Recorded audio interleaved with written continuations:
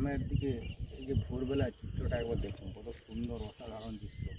যেমন রোয়ার কাজ শুরু হয়ে গেছে, রোয়া শেষ হয়ে গেছে, ধান রোপণ প্রায় শেষ। তো ভোরবেলা এই যে মাঠে ঘুরতে আসা, একটু ঠান্ডা হাওয়া, এর একটা মজা আলাদা, যেটা আমরা শহরে পাই না। তো এখন এই গ্রামে এসে আমার খুব ভালো লাগছে। এই যে ঘুরছি দেখুন, এইদিকে দেখুন মাঠে রোয়া শেষ হয়ে গেছে, প্রায় শেষ হয়ে গেছে, অল্প একটু বাকি আছে। এই যে এগুলো সব আমরা চারা রোপণ হবে সব ধানের। ওই দেখুন এই গোটা পুরো ভর্তি, সব জায়গায় শেষ হয়ে গেছে, সামান্য একটু বাকি আছে। হ্যাঁ, দৃশ্যটা একবার দেখুন, আকাশটাও কত সুন্দর, আকাশ মেঘলা আকাশ। দারুণ আবহাওয়াটা, দারুণ লাগছে। পরিবেশটা দেখুন, এই পরিবেশে আপনি যদি আপাতত আধা ঘন্টা 1 ঘন্টা যদি একটু ঘুরেন, তাহলে আপনার যতই মন দুঃখ হোক, মন খারাপ হোক না কেন, মন আপনার ভালো হয়ে যাবে একদম নিশ্চিন্তে।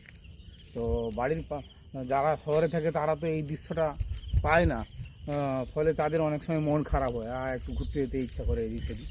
কিন্তু আমাদের এই সব গ্রামে এইসব থাকা মানে আর কোথাও ঘুরতে যেতেও ইচ্ছা হয় না, এত সুন্দর আবহাওয়া। দেখুন দারুণ পরিবেশ, অসাধারণ পরিবেশ। এই জায়গাটা দেখুন সব।